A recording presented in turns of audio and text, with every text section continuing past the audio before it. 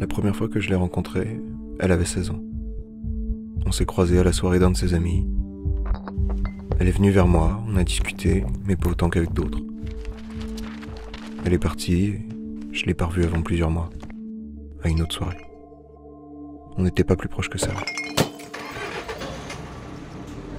Plus tard, quand elle a emménagé avec son copain, on a commencé à se voir un peu plus. Les week-ends essentiellement, parfois en semaine, après les cours. Ça s'arrêtait là. Jusqu'au jour où il l'a quittée. Ça lui est tombé dessus, comme ça. C'est là qu'on a commencé à mieux se connaître. On se voyait plus souvent. Nos échanges étaient plus longs, plus denses. Je sentais bien qu'elle s'attachait à moi. À tel point que je me suis installé chez elle.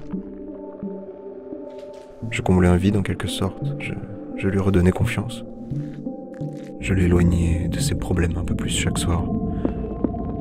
Au moins autant qu'il lui revenait au visage le matin. Alors plus un jour sans penser à moi. Plus une soirée sans flou. Rien de plus fort que son amour pour moi et toujours ce silence. Notre secret. J'avais le contrôle. De ce qu'elle me disait, j'étais même dans ses rêves parfois. C'est d'ailleurs l'un d'eux qui a peut-être tout changé entre nous. Je ne sais pas ce qu'elle y a vu, ce qu'elle y faisait, mais l'humain est étrange. Perdu, fragile, impuissant un jour, puis éveillé, battant, déterminé le lendemain. Elle m'a fait comprendre que je ne lui étais pas indispensable finalement, que je l'empêchais d'avancer, que j'étais toxique même. J'ai tout fait pour la retenir. J'ai cru y parvenir à certains moments, mais c'était devenu trop dur. Elle avait brisé notre secret, piétiné le silence.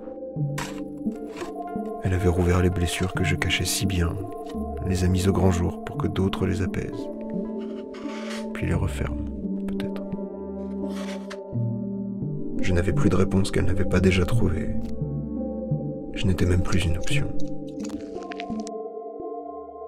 Je suis devenu comme l'un de ces souvenirs que j'aimais effacer. C'est elle qui m'a noyé.